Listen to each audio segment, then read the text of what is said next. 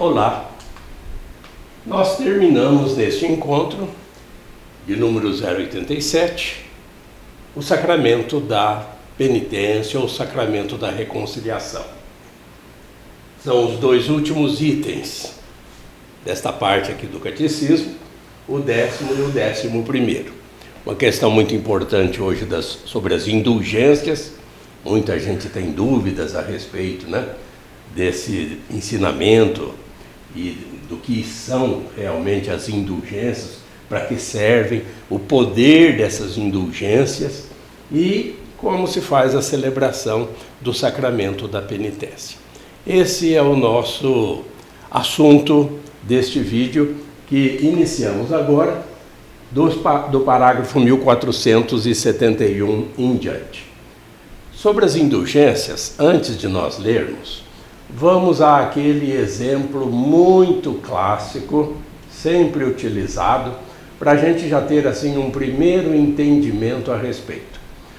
A gente imagina uma tábua cheia de pregos, perfurando essa tábua, e aí, ao se tirar esses pregos, lá na tábua ficam os buracos.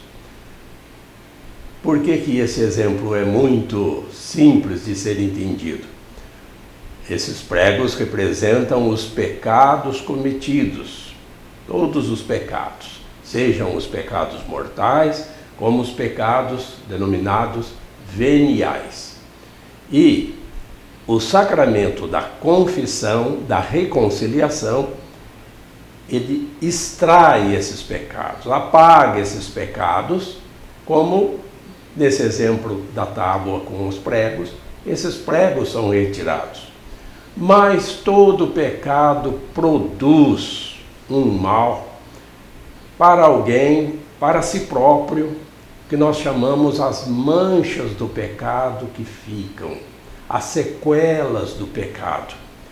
Então, esses buracos nessa tábua, digamos então assim, eles precisam ser preenchidos da melhor forma possível, como se pudesse restaurar essa tábua do jeito que ela era originalmente, Então, nós vemos que com as indulgências, com obras de caridade, com oração e com os sofrimentos, tudo isso faz com que estas manchas do pecado também vão desaparecendo. A igreja, que tem o poder das chaves, a igreja recebeu esse poder de também apagar todas as manchas, todas as sequelas do pecado. E isso acontece, seja aqui na face da terra, enquanto estamos aqui, ou mesmo na vida após morte. Isso é possível no estado em que nós chamamos de purgatório. Feita essa introdução, vamos ler o parágrafo de número 1471. Leia comigo. As indulgências. A doutrina e a prática das indulgências na Igreja estão estreitamente ligadas aos efeitos do sacramento da penitência. Quero lembrar você que esses efeitos do sacramento da penitência nós tratamos no vídeo anterior de número 86. A esta pergunta, o que é a indulgência? E aí o catecismo nos responde: a indulgência é a remissão diante de Deus da pena temporal devida pelos pecados já perdoados quanto à culpa. O fiel bem disposto obtém esta remissão em determinadas condições, pela intervenção da Igreja que, como dispensadora da redenção, distribui e aplica, por sua autoridade, o tesouro das satisfações, isto é, dos méritos de Cristo e dos santos. A indulgência ela pode ser parcial ou plenária, conforme liberar parcial ou totalmente da pena devida pelos pecados. todos os fiéis podem adquirir indulgências para si mesmos ou aplicá-las aos defuntos. Então, como nós falamos na introdução, a Igreja tem esse poder de dispensar as indulgências, que é uma prática já secular desde os primórdios da Igreja. Vamos então para o parágrafo seguinte, o de número 1472, para a gente entender que os pecados, eles produzem sequelas. Vamos ler. As penas do pecado. Para compreender essa doutrina e essa prática da Igreja, é preciso admitir que o pecado tem dupla consequência. O pecado grave priva-nos da comunhão com Deus e, consequentemente, nos torna incapazes de obter a vida eterna. A esta privação chama-se pena eterna do pecado. De outra parte, todo pecado, mesmo venial, tem uma consequência prejudicial às criaturas, a qual exige purificação, quer aqui na terra, quer depois da morte, no estado chamado de purgatório. Esta purificação liberta da chamada pena temporal do pecado.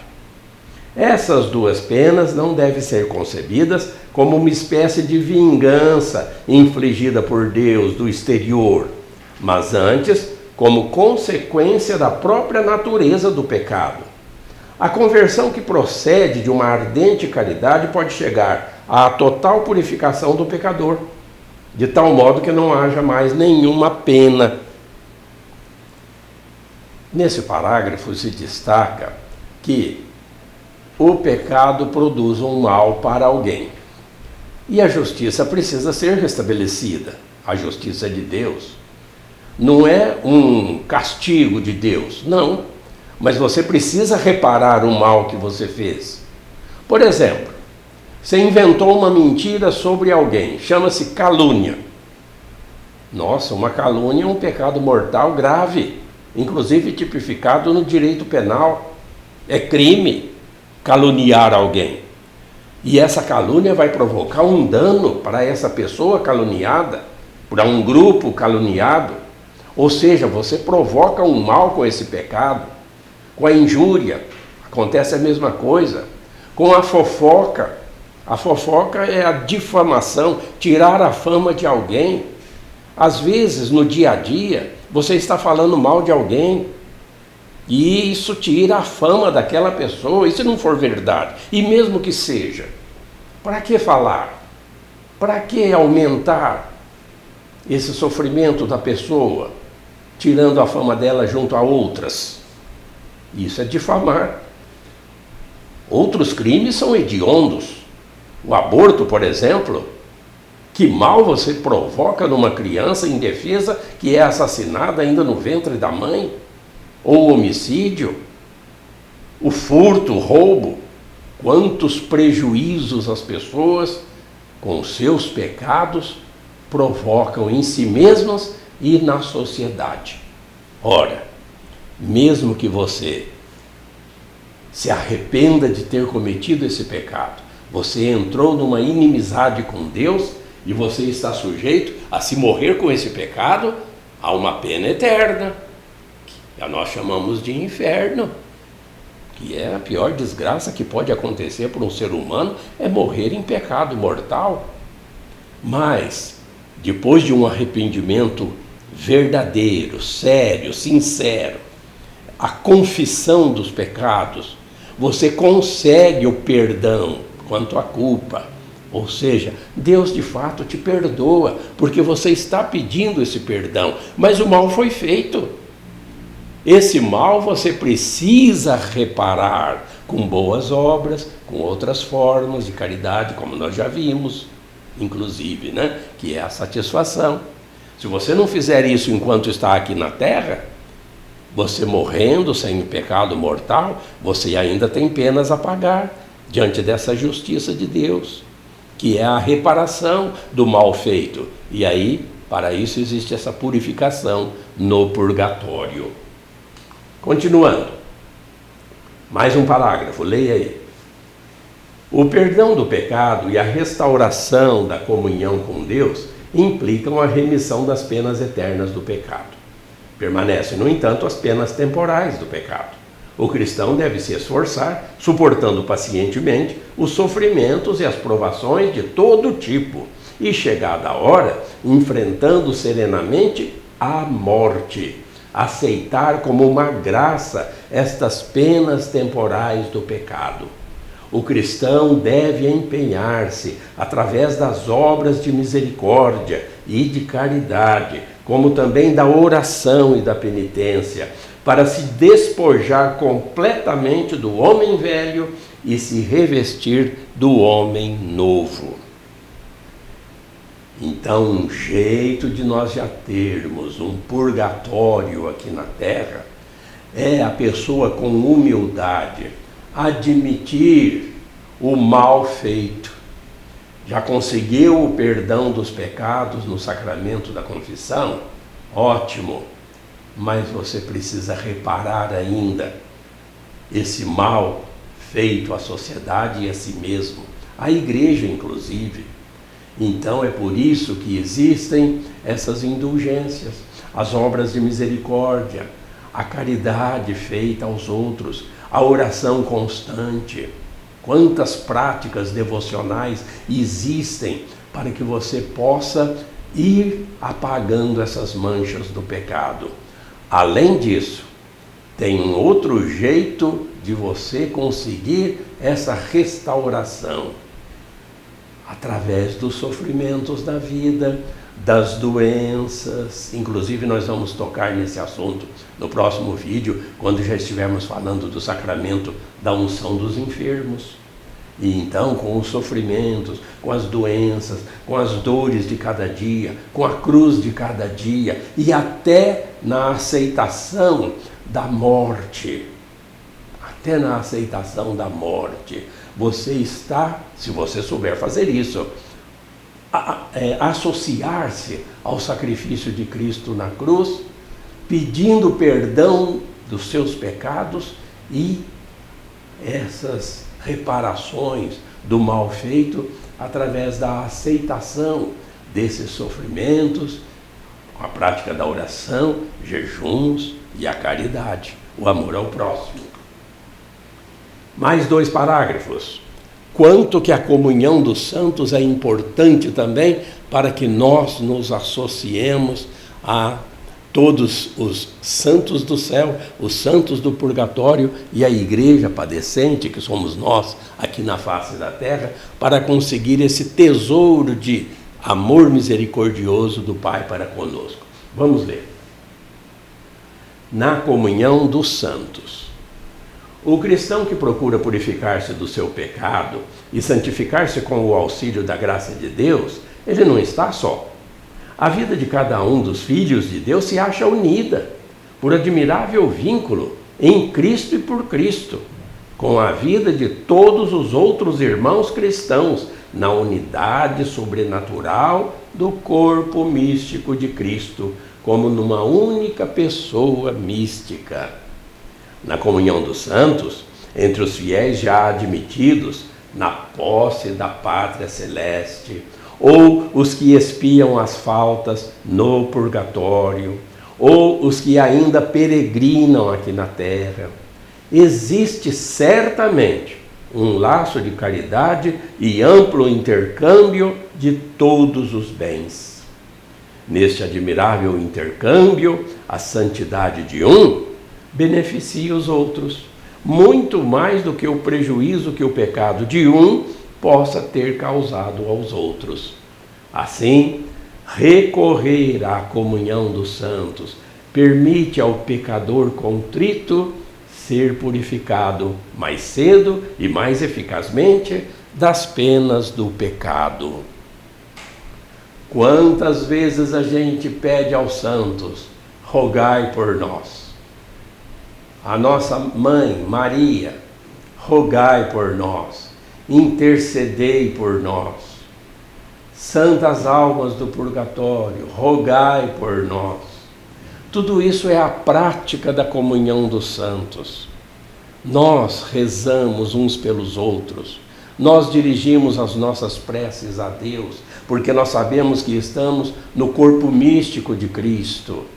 Nós somos membros desse corpo. Então, essa unidade comunitária, essa comum união, comunhão dos santos do céu, do purgatório e os da terra. Quanta gente santa, apesar de ainda pecadora, mas sujeita a falhas, mas quanta gente santa nós temos na face da terra, nos cristãos. Então, nós nos beneficiamos também, nos colocando, sempre sabendo que nós estamos nessa caminhada de igreja rumo à perfeição com Deus. Mais 2 parágrafos sobre esse mesmo assunto da comunhão dos santos. Leia aí. Os bens espirituais da comunhão dos santos também são chamados de tesouro da igreja, que não é uma soma de bens comparáveis às riquezas materiais acumuladas no decorrer dos séculos, mas é o valor infinito e inesgotável que tem junto a Deus as expiações e os méritos de Cristo, nosso Senhor, oferecidos para que a humanidade toda seja libertada do pecado e chegue à comunhão com o Pai. É em Cristo, nosso Redentor, que se encontram em abundância as satisfações e os méritos de sua redenção. Pertence, além disso, a esse tesouro o valor verdadeiramente imenso, incomensurável e sempre novo que tem junto a Deus as preces e as boas obras da bem-aventurada Virgem Maria e de todos os santos, que, seguindo as pegadas de Cristo Senhor, por sua graça, santificaram sua vida, completaram plenamente a obra que o Pai lhes confiara, de modo que, realizando a própria salvação, também contribuíram para a salvação de seus irmãos na unidade do corpo místico. Veja aí, que esse parágrafo aqui, o 1476, mais uma vez nos lembra que não é por nossos méritos que nós nos salvamos. Não é porque se faz um monte de caridade e de orações e procura ter uma vida, moralmente ilibada, que você está se salvando. Não.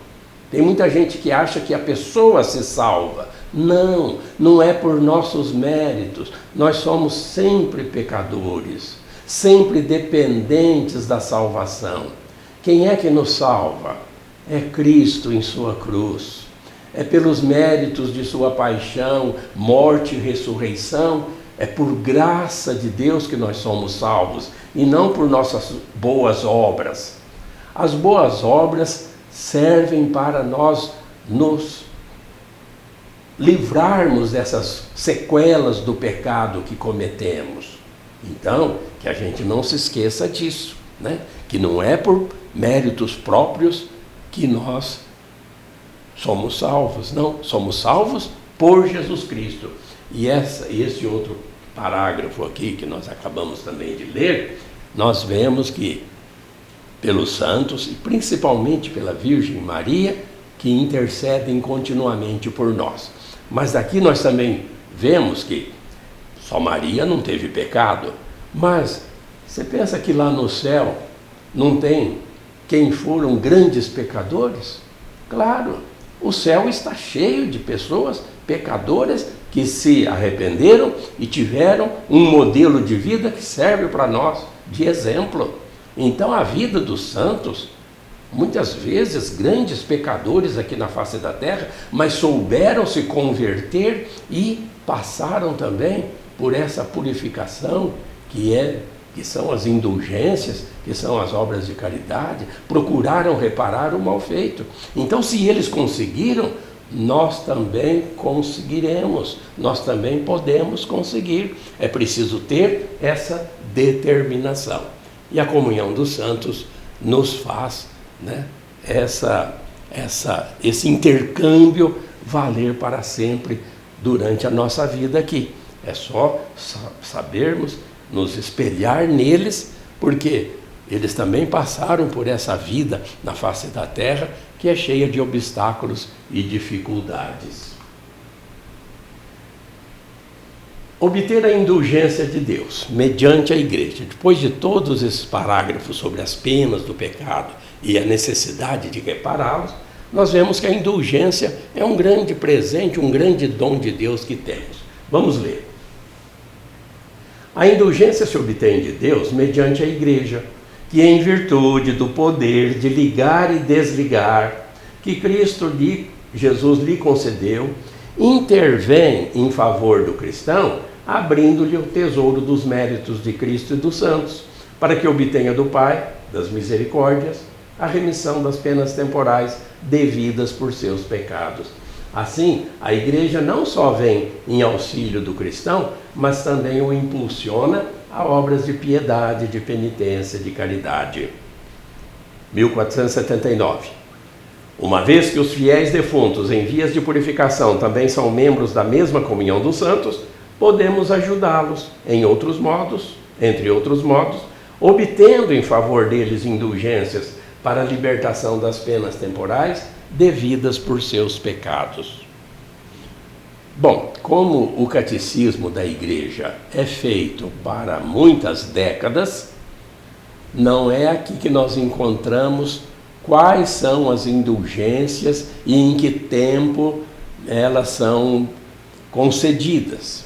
É preciso que cada um sempre fique ligado à igreja e sempre que for anunciado, né, que tal prática, tal devoção está concedendo uma indulgência, seja plenária para si mesmo, seja plenária ou parcial, que pode ser também aplicada aos defuntos, é na igreja, é estando continuamente unido, prestando atenção nos avisos que são dados nas redes sociais, que a gente vai ver, olha, em tal oportunidade, por causa disso e aquilo, o Papa está concedendo a indulgência plenária ou a indulgência parcial a si mesmo ou para fiéis defuntos, as almas que estão no purgatório. Então, é preciso estar sempre ligado a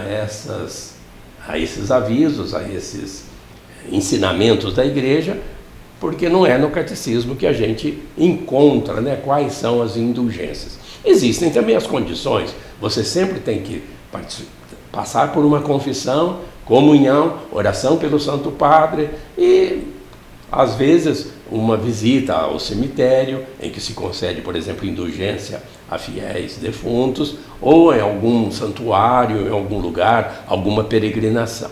É assim que essas indulgências são concedidas, mas precisa estar sempre ligados, né, aos avisos da igreja, a cada tempo do ano litúrgico, para que você seja informado a respeito. Sobre a celebração do sacramento da penitência, também não há muitos comentários, já estamos aqui terminando. Vamos apresentar só mais 2 parágrafos, esse aqui, o 1480, e o final, que é o 1484, e encerramos aqui, então, esse nosso encontro sobre o sacramento da reconciliação. Vamos ler. É o item 11, a celebração do sacramento da penitência. Como todos os sacramentos, a penitência é uma ação litúrgica. São esses, ordinariamente, os elementos da celebração. 2 pontos. Saudação, bênção do sacerdote, leitura da palavra de Deus, para iluminar a consciência, suscitar a contrição, exortação ao arrependimento, confissão, que reconhece os pecados e os manifesta ao Padre, imposição e aceitação da penitência, absolvição do sacerdote, louvor de ação de graças, despedida com a bênção do sacerdote. Então, isso aqui é o esquema clássico de uma celebração da penitência feita numa comunidade, numa capela, numa igreja, numa catedral. Então, seguindo-se, né, essa ordem aqui que nós lemos, mas isso não dispensa a confissão auricular. Nós já falamos aqui no começo desses encontros sobre o sacramento da penitência que aurícula é uma palavra do latim que significa orelha, ou seja, os pecados são manifestados, acusados ao padre, né, em particular. A celebração é comunitária. Todo esse esquema aqui que nós conhecemos, né? Inclusive uma leitura, uma exortação que o padre vai fazer para que esse arrependimento, essa contrição aconteça. Em seguida, a confissão individual. Depois, o confessor vai dar uma chamada penitência, né? Que é a satisfação. Você vai aceitar e vai ter que cumprir. O padre lhe dá a absolvição. E aí vem o final. Você agradece a Deus, né, o perdão que você recebeu, e aí tem a despedida. Então essa é a celebração litúrgica do sacramento da penitência. Mas nem sempre isso acontece. Você pode se dirigir pessoalmente a um padre, mas procure sempre seguir esse esquema, porque você precisa, antes de se apresentar uma confissão, fazer um real exame de consciência e se preparar para o sacramento. Não é porque você vê um padre, de repente você vai lá e se confessa, né, sem ter se preparado adequadamente antes. E é bom a gente também, nos parágrafos seguintes aqui, que nós nem precisamos ler, às vezes acontece de uma celebração comunitária ser possível ao padre dar uma absolvição geral a todos. Mas isso apenas em alguns casos. Por exemplo, quando há um risco de algum problema de saúde pública, digamos, em que não vai ser possível o padre atender a todos devido à urgência, devido a outras condições, outros motivos, então o padre vai dar uma absolvição geral. Mas quem tiver pecado mortal, pecado grave, depois vai precisar se apresentar para uma confissão individual, auricular. É assim que funciona, viu? Não pode, porque recebeu uma absolvição geral, não vai precisar se confessar individualmente. Aquela absolvição geral serve para as pessoas, por exemplo, que estejam apenas com pecados mais leves, veniais, como nós denominamos. Então, é possível que haja também celebrações assim. E para terminar, nós, com esse parágrafo 1484, vamos ler, dando por encerrado, então, esse encontro sobre o sacramento da penitência. A confissão individual e íntegra e a absolvição continuem o único modo ordinário pelo qual o fiel, consciente de pecado grave, se reconcilia com Deus e com a Igreja. Somente a impossibilidade física ou moral dispensa tal confissão. Há razões profundas para isso. Cristo age em cada um dos sacramentos, dirige-se pessoalmente a cada um dos pecadores. Filho, os teus pecados estão perdoados. Marcos 2, versículo 5. Ele é o médico que se debruça sobre cada um dos doentes que tem necessidade dele para curá-los. Ele os levanta e reintegra na comunhão fraterna. A confissão pessoal é, pois, a forma mais significativa de reconciliação com Deus e com a Igreja. Assim nós terminamos então esses encontros a respeito do sacramento da reconciliação. A igreja está sempre aberta para a conversão de seus fiéis, auxiliando-os como uma mãe amorosa nessa caminhada à perfeição com Deus. A partir do próximo encontro, nossos comentários serão sobre o outro sacramento de cura, que é o da unção dos enfermos. Continue sempre conosco, continue participando e acompanhando esses nossos vídeos, para que você tenha cada vez mais conhecimento da doutrina da Igreja, tão importante para a nossa caminhada. Fique com Deus. Deus te abençoe.